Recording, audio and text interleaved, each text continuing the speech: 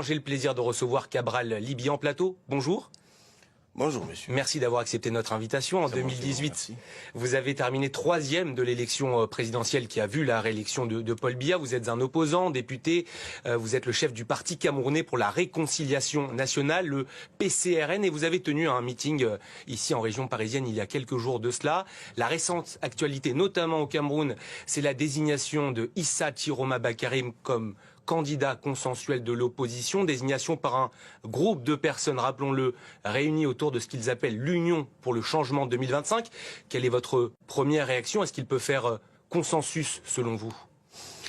Alors le consensus dont on parle au sujet de mon concurrent, dont vous citez le nom, n'est pas plus important que celui qui s'est construit autour de ma propre candidature. Je rappelle que ma candidature agrège autour d'elle des hommes de culture, des hommes de science, des acteurs de la société civile dont l'implication est très prépondérante et réelle et effective dans les vies des compatriotes, ce qui s'est d'ailleurs ressenti ces 10 derniers jours lorsque j'ai dû lancer à Kribi, à l'extrême sud du pays, ce que nous avons appelé la vague orange et qui a déferlé sur l'étendue du territoire parce que nous avons fait le pays de part en part jusqu'à l'extrême nord du pays où des centaines de milliers de populations sont venues à notre rencontre pour nous dire qu'elles épousaient la vision qui est la nôtre, le Cameroun qui protège et qui libère les énergies, qu'elle partageait totalement le projet qui est le nôtre. C'est quand même 400 pages d'un ouvrage que nous avons publié, le manifeste de la rupture et du progrès, et qui nous annonçait qu'elles étaient en train de s'enregistrer en masse dans la plateforme que nous avons mise en place dans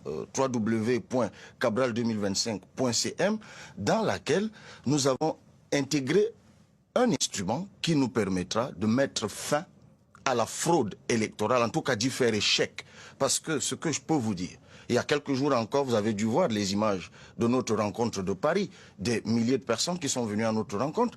Tous les Camerounais font chorus sur un point. On en a tous marre. Le pays est dans l'abîme et les hommes et les femmes aujourd'hui se lèvent et s'engagent pour le changement. Pour sortir, selon vos termes, de l'abîme, que proposez-vous aux Camerounais? Quelles sont les grandes lignes de votre programme?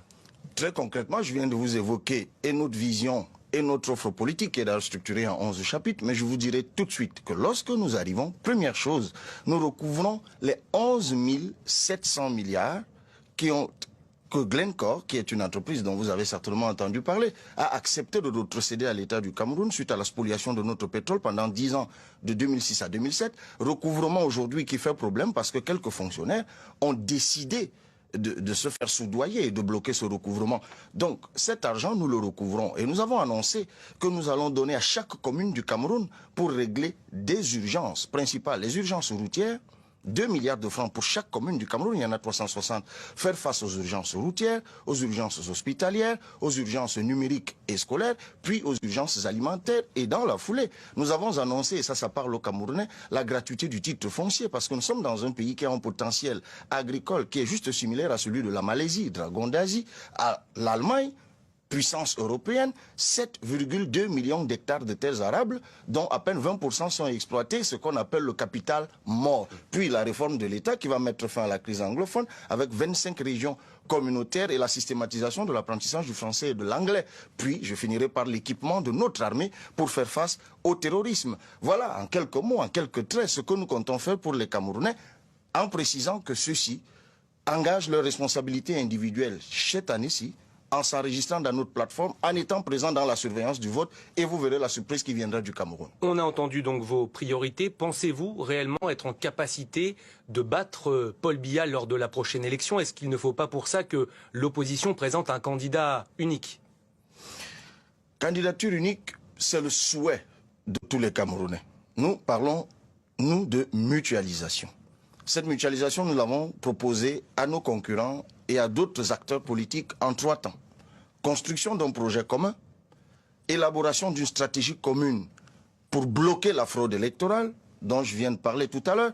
J'ai évoqué notre site de campagne www.cabral2025.cm. Si vous visitez, vous verrez une vidéo que nous y avons postée qui fait la démonstration statistique et scientifique de ce que par des manipulations algorithmiques, on a fabriqué 2 millions de voix, déjà, de voix fictives pour le candidat sortant.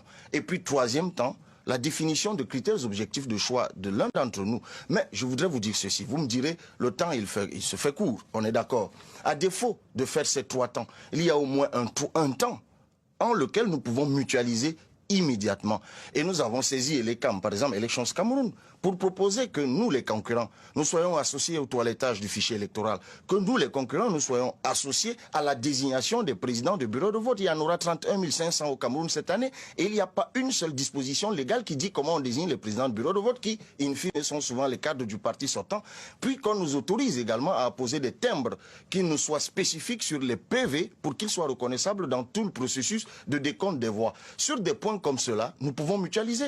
Tout le monde est d'accord parce que la surveillance du vote, nous en sommes tous bénéficiaires. Donc, quel que soit le bout par lequel on prend cette affaire, nous les candidats et les autres acteurs, même ceux qui ont été recalés, qui se sont engagés à cette élection pour le changement, nous les appelons tous à se mettre ensemble, même les amis du Cameroun. Je le dis au travers de votre antenne. Tous ceux qui veulent aider le Cameroun, qu'ils nous aident à surveiller le vote. Voilà autour de quoi la mutualisation, pour nous, prioritairement, doit se construire. Dernière question, plus qu'une élection présidentielle, pour beaucoup d'observateurs, c'est un référendum pour ou contre Paul Biya. C'est votre sentiment également? On rappelle qu'il est à la tête du pays depuis 1982. Je vais vous surprendre. Je viens de vous dire que je fais le Cameroun de part en part. Moi, je suis un homme de terrain. Ma candidature, c'est une candidature de travail. Nous avons travaillé à implanter le parti, nonobstant l'acharnement et la persécution dont nous avons été l'objet de la part des membres du gouvernement pendant 2 ans. À l'Assemblée nationale, nous avons adressé les problèmes des Camerounais, que ce soit les infrastructures, les enseignants, les hôpitaux, l'augmentation des prix du carburant, les contrats miniers frauduleux. Nous avons proposé ce projet dont je vous parlais tout à l'heure. Nous, c'est cette candidature que nous portons. Et je vais vous étonner en vous disant que la question Paul Biya est aujourd'hui une question secondaire. Il est simplement en train d'être ridiculisé par certains de ses partisans. Vous voyez, moi je viens du Cameroun, souvent lorsque vous voyez les gens réunis autour des photos, c'est généralement pour des questions, c'est souvent aux obsèques. Donc maintenant, on est en train de nous offrir un spectacle où les gens s'agglutinent autour des photos, ils disent qu'ils battent campagne, tout ça est absolument ridicule. Et moi je vous dis que pour les Camerounais, c'est une question devenue secondaire. Pour beaucoup, la majorité des Camerounais, en tout cas ceux-là que moi j'ai croisés, que ce soit ici en France, où je suis venu rencontrer des milliers de Camerounais, que ce soit au Cameroun, c'est du passé. Aujourd'hui, nous savons que c'est un système qui veut se donner du temps, qui veut s'agripper au pouvoir, qui veut se perpétuer au pouvoir et qui veut utiliser cette élection pour se donner du temps. Et les Camerounais sont décidés à faire obstacle à cela, à faire barrage à cela. Et vous attendrez, vous verrez la surprise qui s'annonce au Cameroun. Et l'élection, c'est donc le